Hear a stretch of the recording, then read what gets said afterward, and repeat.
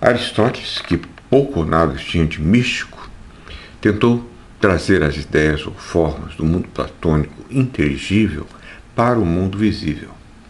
As formas aristotélicas dependem de nosso mundo. Se nosso mundo desaparece, desapareceriam as formas. Então, elas existem nele. Mas, nesse caso, fica ainda mais difícil explicar como elas podem se distribuir entre as coisas do mundo sem perder a unidade. Isso permite-nos dizer que a unidade é aquilo que nos permite dizer uma única coisa de muitos. Como o caso de que você disse que isso e aquilo são azuis. Nós podemos, como os medievais, reinterpretar Aristóteles entendendo a forma ou ideia como inteiramente presente em cada coisa e abstraída post-rem pela mente de modo a se tornar universal. Mas fica então o problema de definir esse status do mental que permite a universalização. Não pode ser o mental psicológico individual. Isso é complicado. Por outro lado, a solução nominalista é uma espécie de reação contra o realismo limitada pelas mesmas assunções. O nominalista consistente resolve o problema dos universais através de uma contraintuitiva negação da existência das propriedades. Para ele, há apenas particulares nus e a predicação seria, na versão mais primitiva, um flatus vocis, um sopro de voz sem referência real. Uma semelhante construção é chamada de estratégia de avestruz, com a qual o nominalista se recusa a fazer face aos problemas. Contemporaneamente, nominalistas têm recorrido a classes de objeto como a referência dos predicados, mas isso também conduz a problemas com relação aqui a predicados diferentes com a mesma extensão. Por exemplo, a extensão do predicado animal com rins é a mesma que a de animal com coração, mas os predicados são diferentes e isso é um problema, porque a extensão é a mesma. E a extensão do predicado burros falantes é a mesma que de porcos voadores, ou seja, conjunto vazio, embora sejam também predicados diferentes. A solução de Lewis, mais recente, foi de ter como âmbito de aplicação dos predicados conjunto dos mundos possíveis. Trata-se do realismo dos mundos possíveis.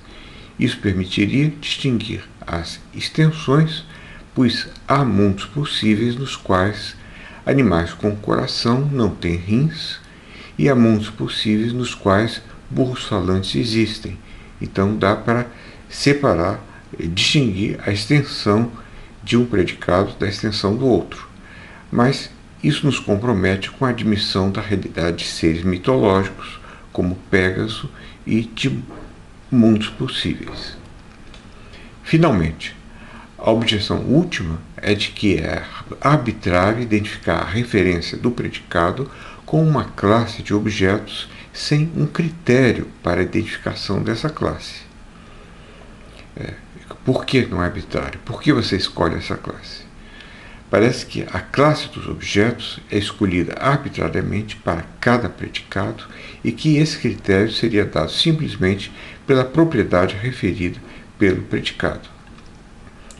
Mas é isso que o nominalista não quer.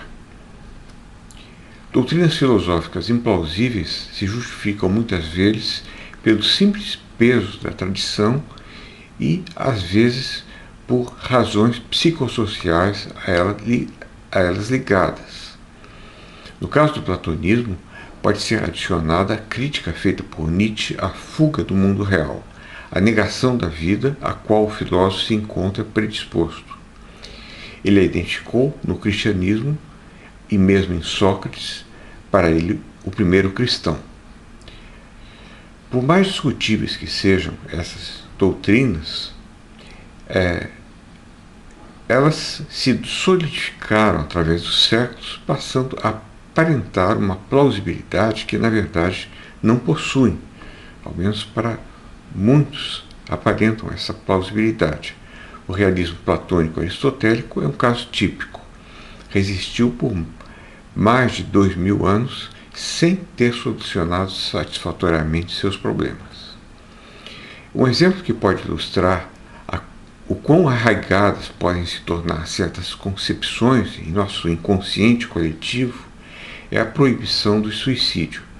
Entre os povos antigos, o suicídio era aceito e, em muitos casos, considerado questão de honra. Caso similar ocorreu no Japão e em outras culturas.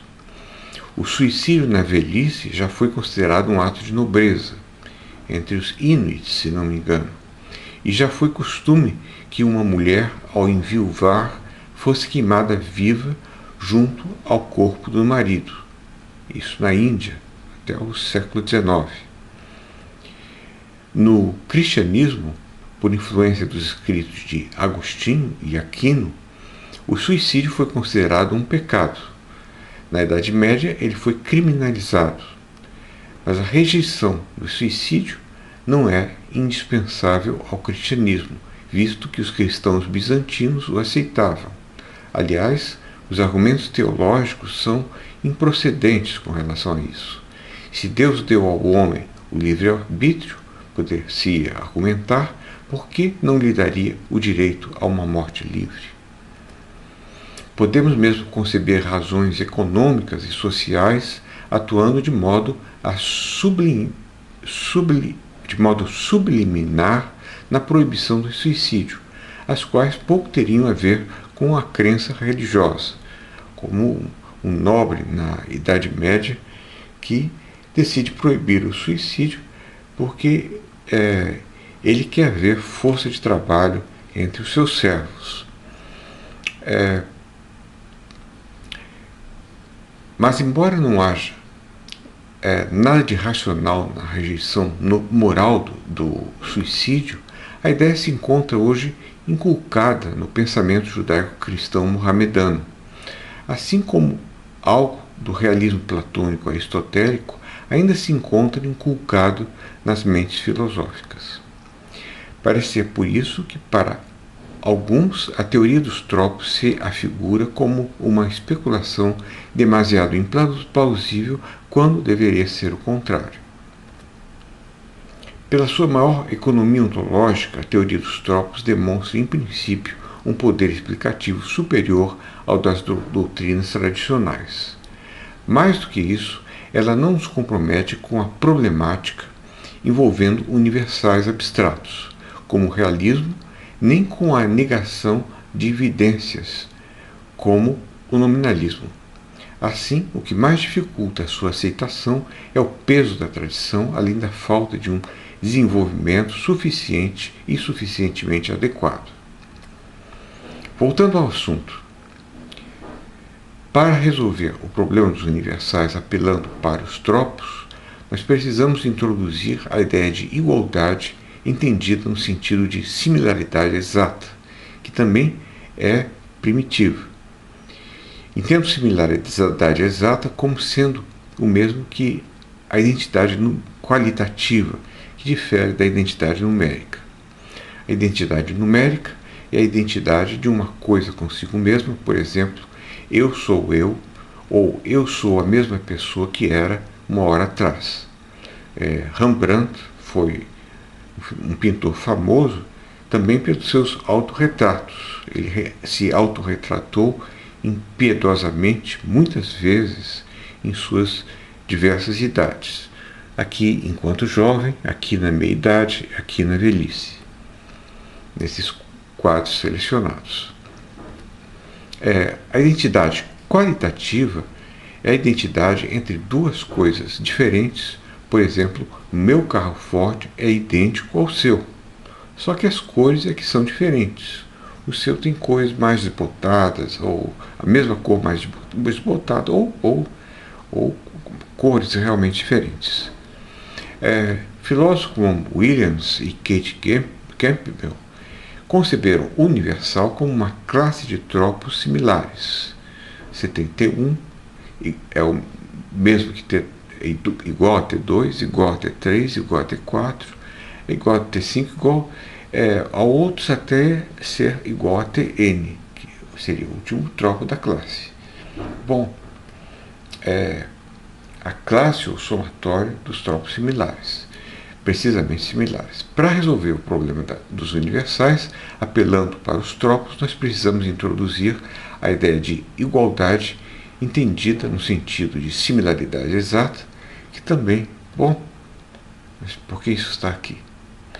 Assim, a palavra vermelho se refere à classe dos tropos de vermelho, que é unida pelo fato de que tais tropos são entendidos uns como os outros. Para Williams, quando nós dizemos essa rosa é vermelha, nós queremos dizer que essa rosa tem um tropo de vermelho que pertence à classe dos tropos de vermelho, diz Williams.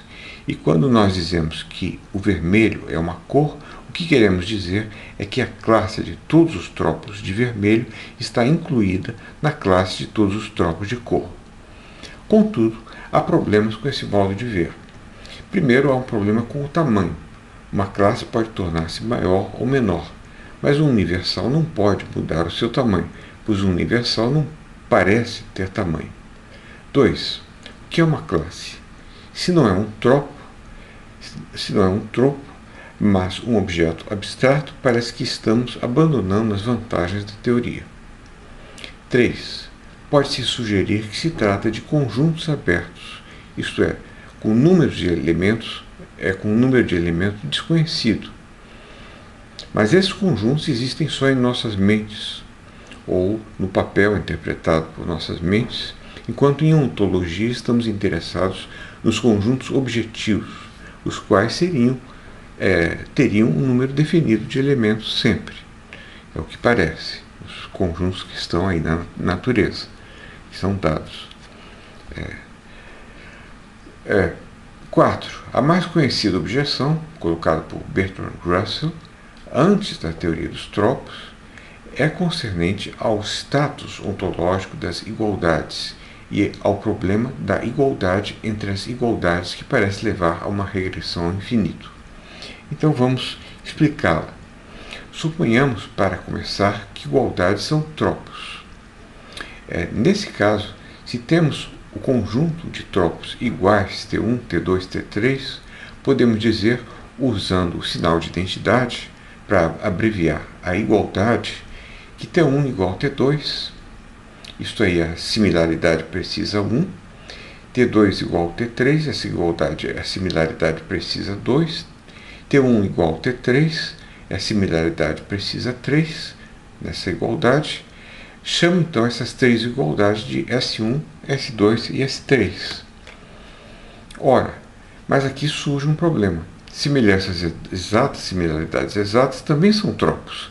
S1, S2 e S3 são tropos. Mas serão elas semelhantes entre si? Claro. Mas se TS1 é semelhante ao tropo de similaridade 2, então precisaremos do tropo de nível superior TSS1, o tropo da similaridade entre as similaridades primeiro, que é a similaridade dessa semelhança. Se TS2 é semelhante a TS3, nós precisaremos do tropo TSS2. E é claro que, como TSS1 deve ser semelhante a TSS2, nós precisaremos ainda do tropo de semelhança entre esses dois tropos de semelhança da semelhança, então, que é o tropo da semelhança da semelhança da semelhança 1, TSSS1. Vemos que nós estamos caindo em um regresso piramidal de tropos. Continuação de tropos e universais. Acho que eu posso continuar aqui. Na tentativa de ultrapassar essas dificuldades, eu quero começar propondo uma concepção algo diferente dos universais, inspirada pelo tipo de tratamento que filósofos empiristas particularistas como Berkeley deram às ideias, de modo a assegurar a sua unidade. Berkeley notou que, com base em uma única figura desenhada em um quadro negro, temos condições de produzir uma prova geométrica que se aplica então a todas as figuras do mesmo tipo. Exemplo: a soma dos ângulos internos de um triângulo é sempre 180 graus. Basta nós vemos essa figura e vemos que esse ângulo deve ser esse, deve ser esse, e somando tudo dá 180 graus. Ora, isso vale na geometria euclidiana para qualquer triângulo imaginável. Portanto, é universalizado dessa forma. É isso aqui ou qualquer outra coisa, qualquer outro triângulo. Vale para esse ou para qualquer outro triângulo. Ora, o mesmo raciocínio eu quero aplicar pelo raciocínio berkeleyano. Por sorte, eu tenho Berkeley para me ajudar. Eu quero aplicar para produzir o universal sem precisar de conjuntos. Um tropo T asterisco qualquer tomado como modelo, ou qualquer tropo T estritamente similar a T asterisco, que seria o tropo modelo. O esquema mostrando que não há necessidade de regresso. Você tem o tropo modelo e você pode ir juntando outros tropos precisamente similares a ele. Você não precisa recorrer a um tropo de ordem superior. Bom, aceitando essa definição, o problema do tamanho desaparece. Eu preciso notar aqui também que esse tropo modelar ele pode ser mudado, pode ser aquele que nós decidimos usar como modelo, não há problema quanto a isso.